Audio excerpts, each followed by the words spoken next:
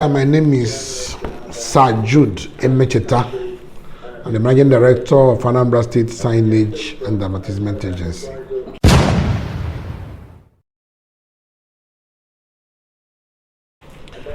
You know, what we do here is to generate revenue, and nobody wants to pay money. Everybody wants everything free. So there are some corporate bodies that are responsible. So all you need to do, let them know how much they pay, when to pay, and they usually do it on a yearly basis. So the relationship is there between us and them that you don't need to push them pay. They usually go pay straight. Then ordinarily, if you don't chase people to go and pay, they won't go pay. So what we try to do is to try and do a kind of market pool, convince people why they should go and pay, and don't let us come chasing you, and so far it's been working out in some areas, but generally the critical mass in our business, we prefer not to pay unless you chase them, either go to court or come to enforce them. So that's the relationship we have.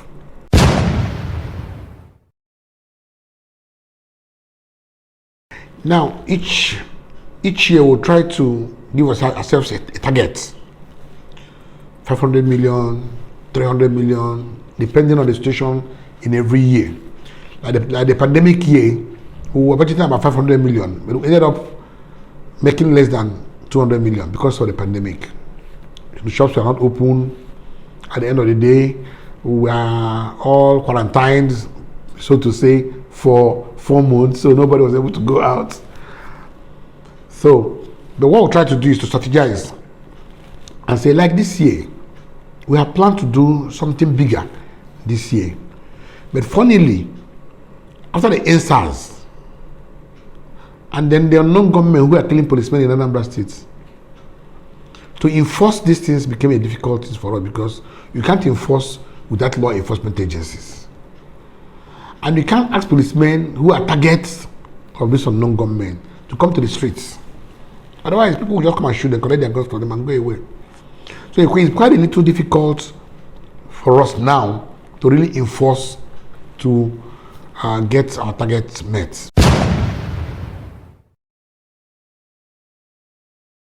Biggest challenge has been infrastructure. Infrastructure in the sense of vehicles. To do this business, our agency is supposed to cover the 22 local governments in Anambra State. The government of Wulebiano has done so much for us, and this is the one that has been able to give us about 5-6 vehicles to be able to be running around in Anambra State. Then you cover 21 local governments and 119 communities. Signage has to do with every community. We're supposed to be enforcing obituary signages. We're supposed to be enforcing the small church posters that are around the villages. But because we've not had enough vehicles to move around all these areas, it becomes a problem for us to be able to get across areas that we would have loved to go to. Then there is this vehicle that is called the crane. It's very, very expensive to buy. The problem is this crane, we need this crane. You can see the very big unipolars, the very big signages. Some of them are illegally placed in Anambra State. The only way you can do it is go and put that board down, and you need a crane. You can't do it with ordinary hand. So we need such cranes to do such jobs. So all we just do is go and remove the material and then leave the structure.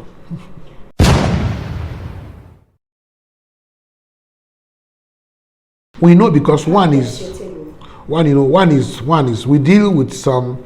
There is a body called Outdoor Advertising Association of Nigeria. They are registered with us. I'll have our own monitoring team. You don't come to us to come and for us to go and put your posters, because we are a regulatory body. We are not an agency that goes to posts. So what we do, we regulate those who are in the business. If our monitoring team goes out and sees a new board up, we try to find out who owns the board. Two ways: either by removing the material that has been posted on it, or putting illegal poster on that material. The owner will come back to come and say, I'm the owner of the board. So it's quite a difficult thing when somebody wants to go and post, unless we are dealing with the Outdoor Association of Nigeria. Now an agency insists that unless you are a member of one, you cannot do business in Anambra State. So that will be able for us to monitor and know what you're doing.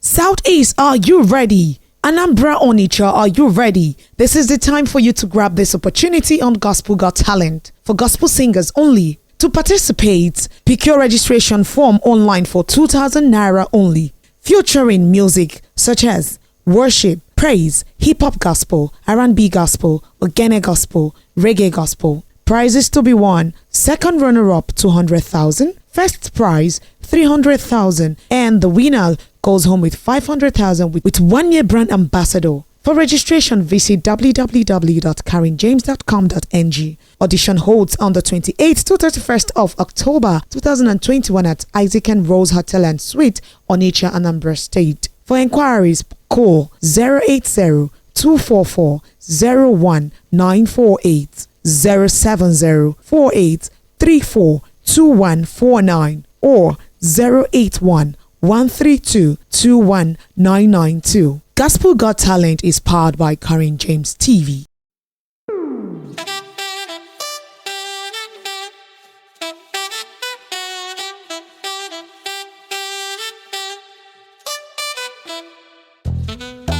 Now, services like a regulatory body,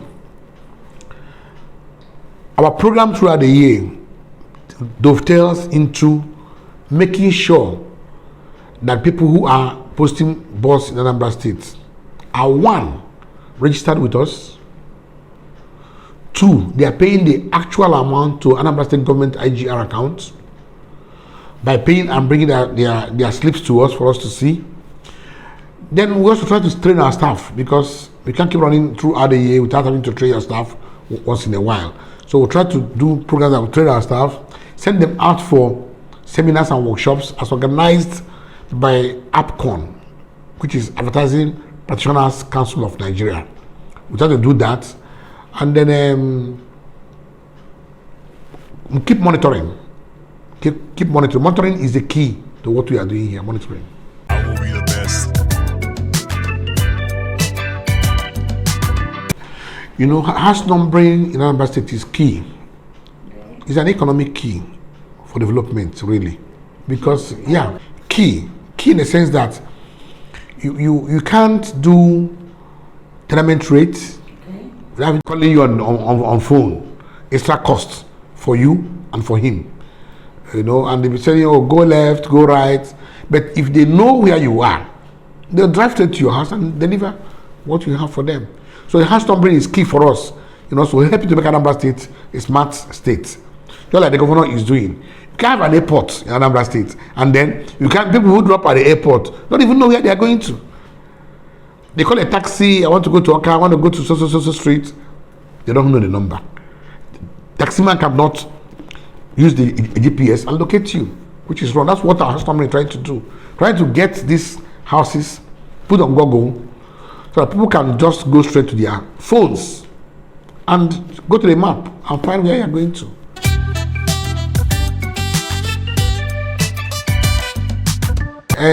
Everybody thinks you are against them. Okay. Somebody has a billboard who has not paid.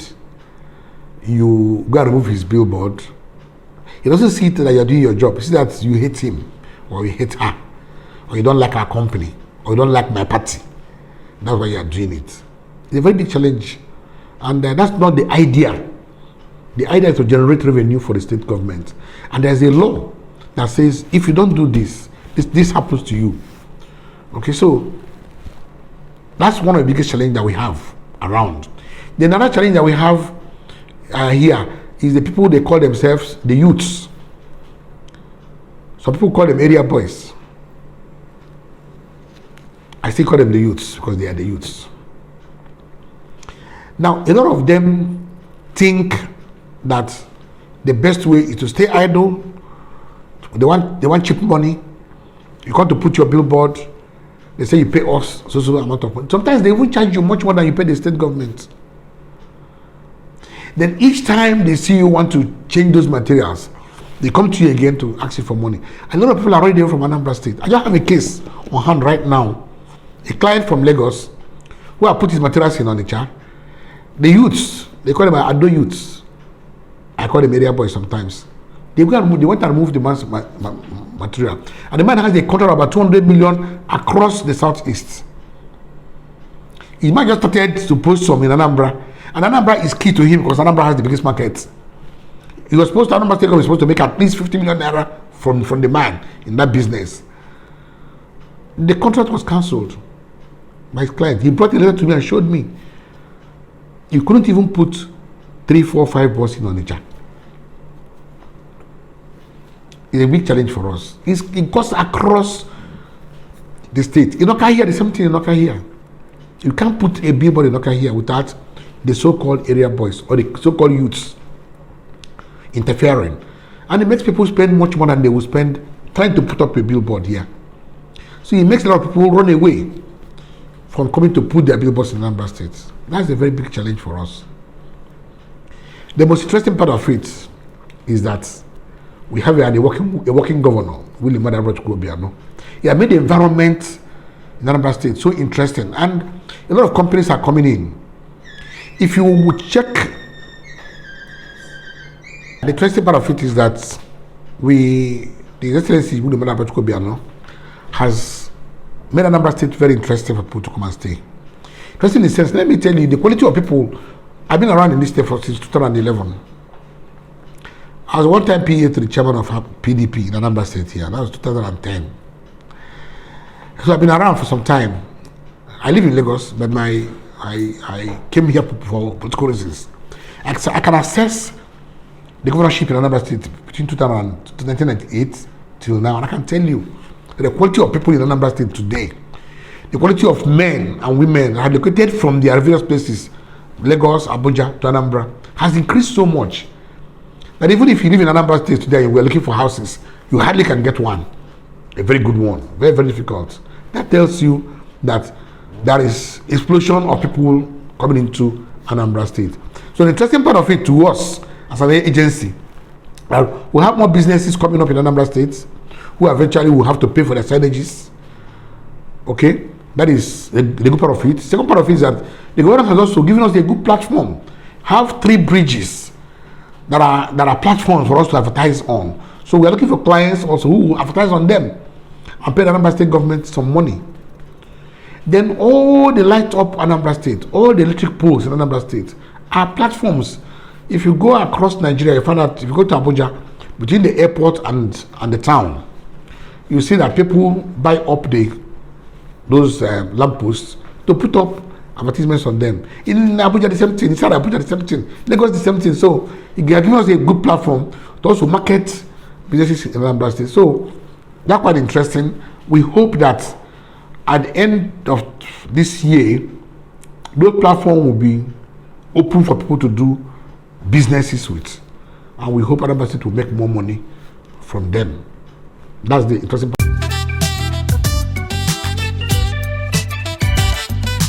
Professional experience for your, if I have dual qualifications, I have one in mass comm and I have one in human resource management, and that's why great communication, sir. Great. So you find out that the challenge in communication has been the infiltration of non-practitioners into the business. Both in journalism, that's why I said social media has just corrupted the system completely. That people just do whatever they want to do, and it's just affecting advertising. If you see advertising is going down professionally in terms of whatever we'll do. Because a lot of people now believe that they throw in something in the media, in the social media, and it sells. And I don't think anybody has really done a real research to confirm this, whether it is true or not. Because me as a person, if I open my social media, any advert that comes on it, I turn it off immediately and keep moving. Because I didn't go there to go and look for adverts. I went there to go and read some materials. And there are too many junks in the social media. So it's quite difficult for you to really have time to begin to look at what adverts are in those social media. So, but people are seeing that as a medium to throw in their adverts into it. So it's been quite a difficult thing for advertising business to thrive. When those of us who are doing outdoor now, most companies just feel that they throw it into the social media, there's enough for them. If you go around now, you find out that most telecom companies don't even advertise anymore social media, and they are done. So that's a big problem for our profession. I think that's the problem that we have. Investing profession, you are forced to meet people that, as many people as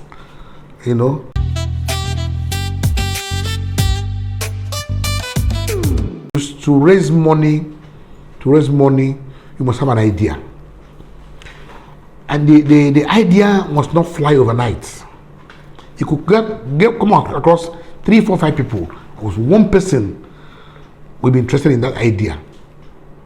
The problem we have is that they have an idea, they keep it to themselves, and be crying that they have an idea. They will not try to, even the social media that is available to them, to throw in that idea in that social media, not in the junk area. They look for, there are some specific areas you can go to, like Twitter, like Instagram. You can go there, drop some of these messages. People, junk is not coming there as much as it comes into Facebook and other areas. But you can go there, drop this, and people will see them. I need to think about how do they want to get into this, your idea, and get it to work. I was listening to somebody today who was a very young guy, who are these people who are doing bus waka in Lagos. It's an idea. A young guy, not an idea. How do they get 1 or 2 buses to start? So that people who are in the buses can begin to use their laptops in the bus safe. They having to fear that people can take away their laptops from them and all that. They devise the means of having people to have. So it's an idea. If people are beginning to buy into it. They have told people, when we started, we'll be able to move people around, 1,000 people around. Now they are moving around 400,000 people around in Lagos. So they have the critical mass to sell their business to anybody. So what I'm trying to say is, fundraising is not just telling people to bring money or government to bring money. No. Most of the time, government doesn't even have money to even give to you to do anything. They can encourage, like CBN is doing. Government can say, this guy have a good idea. Let's get somebody from CBN and put on this guy to do whatever he wants to do. So I'll ask our youth to really be positive, don't be in a hurry to buy a Lamborghini. Sell your ideas, wait for it to ripe. When it gets ripe, you will be happy. It's little drops of water that make the big ocean. So advise them on that, and then also ask people. I don't see why you can drink, call a party, spend 300 million in the party. People clap for you that the party was fantastic. And out of that 300 million, you couldn't bring out 100 million and say, let me establish 1 or 2 young guys that have ideas. A young man came to us some 2 days back and was talking about his farm. I never knew you can plant 7,000 seedlings of yam in a plot of land. I never knew that. People plant vegetables, go and sell in the local markets. Why don't you look for people who can export it for you? They are there. So what I'm trying to say, that our young men should begin to think, and agriculture is not just hoe and knife. They should remember that now agriculture has gone digital also. That people in America, Very rich guys are farmers.